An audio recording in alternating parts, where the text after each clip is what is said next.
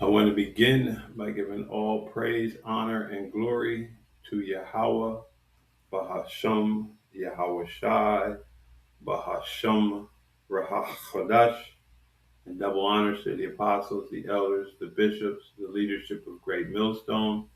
Peace and salutations to the house of David, to the 144,000, to the men, women, and children scattered throughout the four corners of the earth of the hopeful elect. To you I say shalom. Brother Tawalai, just doing a quick lesson. I was just considering the hypocrisy of Esau Edom and how he has an overwhelming desire to want everything. As you can see, I have the quick disclaimer, copyright disclaimer under Section 107 of the Copyright Act of 1976. Allowance is made for fair use for purposes such as criticism, comment, news, reporting, teaching, scholarship, or research. Fair use is a use permitted by copyright statute that might otherwise be infringing. Nonprofit, educational, or personal use tips the balance in favor of fair use. So I really just read that because I just wanted to start out with this scene because this is the epitome of Esau Edom. Give them nothing, but take from them everything. So this is how Esau thinks. In his mind, he wants to take everything. He wants all of it. He doesn't want you to have anything. He wants his blessing. He wants your blessing. He wants their blessing. Anything anyone has, Esau Edom thinks it's his through the might of his hand to take at his discretion. You know what I mean? And, we know that he was given this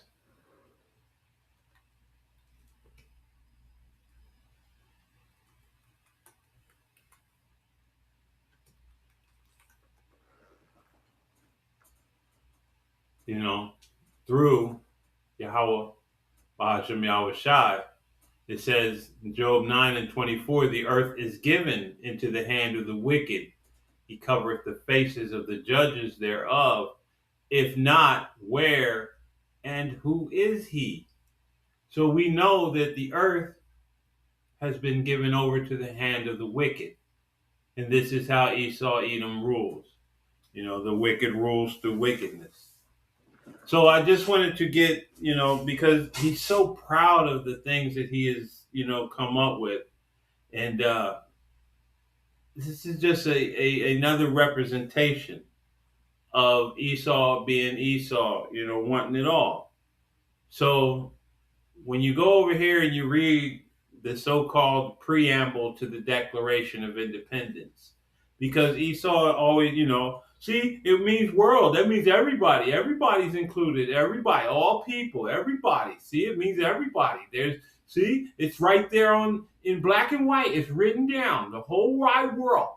Well, here's an illustration of his hypocrisy, And but did I get it? Slovakia. I must have. Okay, here it is.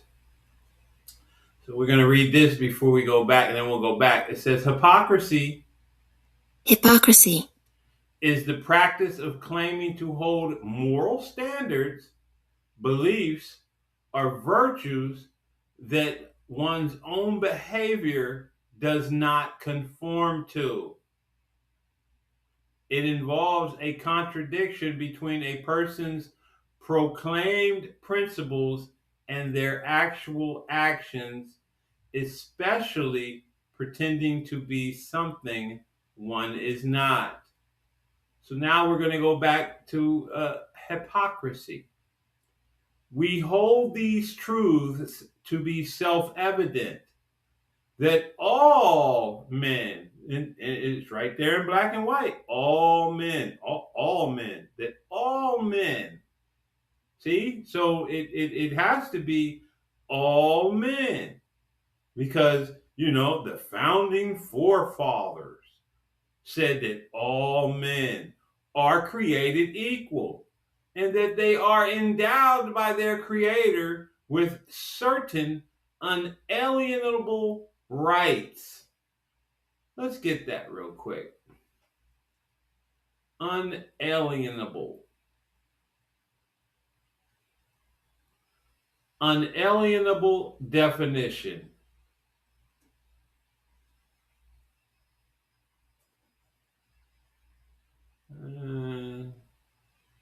That is right. That's spelled with a U.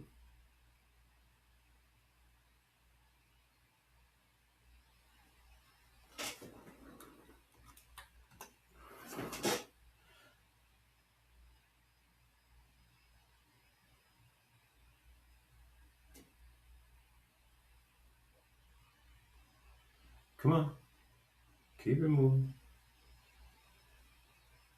I guess it might be spelled inalienable.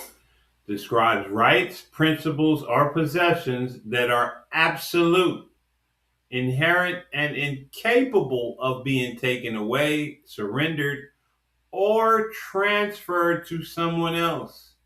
It is most frequently used in the context of foundational human rights, such as the rights to life, liberty, and the pursuit of happiness.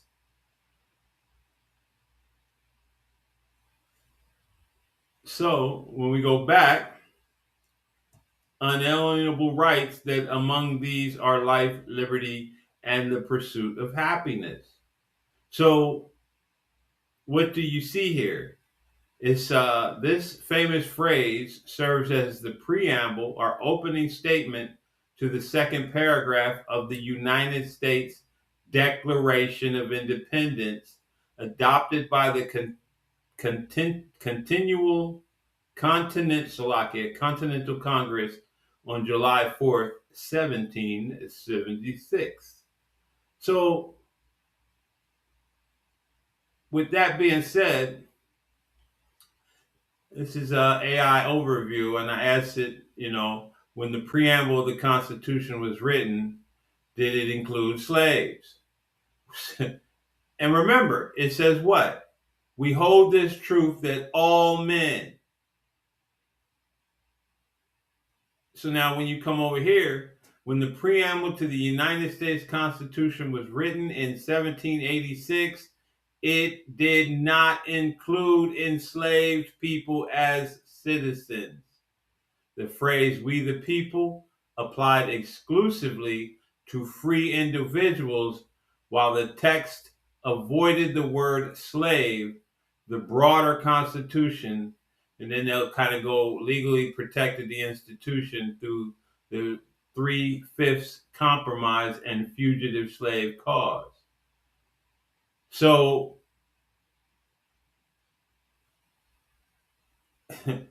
you weren't even considered human, a full human. You were 3/5 of a human. You understand? But yet it said all men. And this is, again, the hypocrisy of Esau Edom. So now we're going to come over here. It says chattel slavery in the United States legally ended in 1865 through its abolition. Abolition occurred in several, though its abolition occurred in several stages. We're not going to get into all of that. We just want to see these dates. 1865. This was written 1776. That all men are created equal. But it was just to further examine the hypocrisy of Esau Edom. So now, this was his thing. You know what I mean? Again, want everything. So now we come to the scriptures. This is John 3:16, and it was his to say, "For the Most High so loved the world that he gave his only Son." Well, let's ask what the question is: what world is he talking about?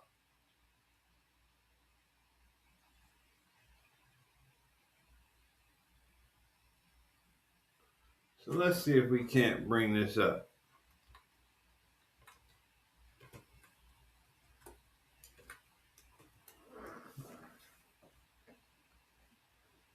And so this is John 3:16. And we're going to get right to the point. We're not going to mess around. So this is Strong's G 2889. Strong's G 2889. Cosmos. Cosmos. Cosmos. What does it say? An act or harmonious arrangement or constitution, order, government. So what does that mean? It's a particular thing, a particular group, a harmonious order or government. And then, as always, Esau likes to throw a lot of, we'd say, rocks in the pond to create a muddy water effect. So he'll give you multiple definitions while giving you the truth. And then you have to kind of, dig out the bones. But the purpose is to keep you in a perpetual state of confusion. But it's an apt or harmonious arrangement or constitution, order, government. So again, what are we learning here? Well, let's keep going. So again, we're going to go over here, and this is another term for the word world, and this is Strong's G 165. Strong's G 165. Ion. Ion. Ion or eon. What is this? Forever and unbroken age, perpetuity of time, eternity, the world's universe, period of time, age.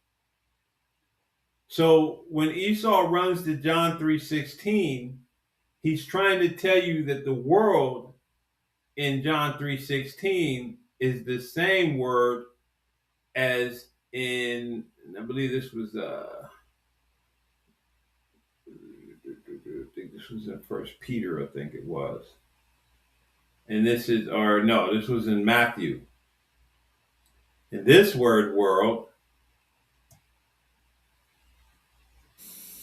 Strong's G 3625. Oikumene. Oikumene.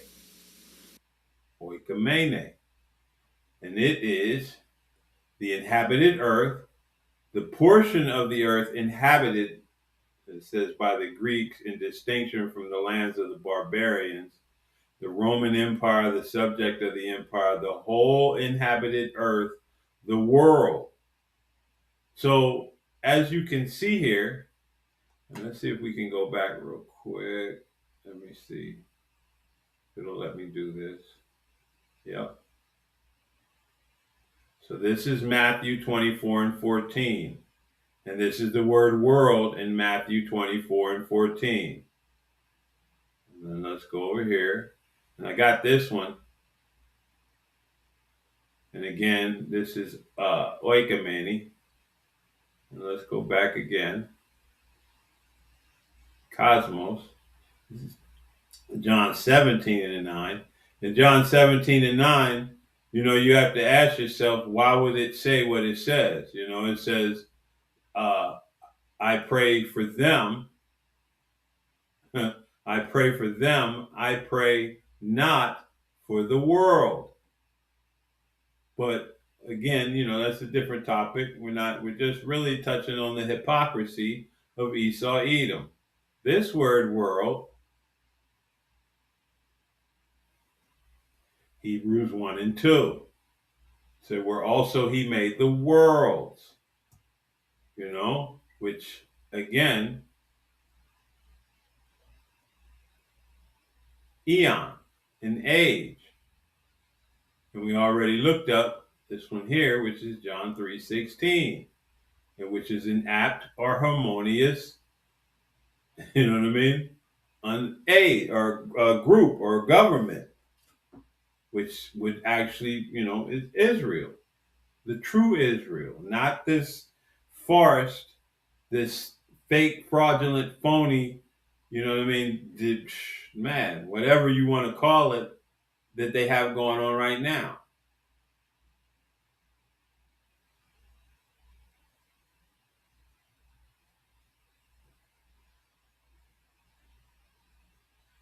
So again, and this is why I say, hey, Esau wants everything. You know what I mean? He wants to, when it's convenient for him, it's everyone. But you know what I mean? When it doesn't suit him, it only represents him. When we hold these truths to be self-evident, that doesn't represent you. That represents him. And it's always hilarious because, literally this 4th of July just passed. And who was the most people celebrating? Jake. The very people who were not part of this preamble, of this system, of this united or ununited states. This is Isaiah 45:4. It says, "For Jacob is my servant's sake, and Israel mine elect. I have even called thee by thy name. I have surnamed thee, though thou hast not known me." So again, who's the Most High's elect? Israel is the Most High's elect. Israel is that chosen nation. Galatians 3:28. And this is Christians' favorite thing here. There is neither Jew nor Greek. There is neither bond nor free. There is neither male nor female. For ye are all one in Yahushua HaMashiach. But since we know the scriptures doesn't contradict itself, Jew nor Greek, then when we go over here to Zechariah 9:13, and it reads, "When I have bent Judah for me, filled the bow with Ephraim, and raised up thy sons, O Zion, against thy sons, O Greece, and made thee as the sword of a mighty man." So when it's all said and done, Judah is going to come against you, sons of Greece. So which one is it, Esau? There's neither Jew nor Greek, or who is the Greek that is spoken of?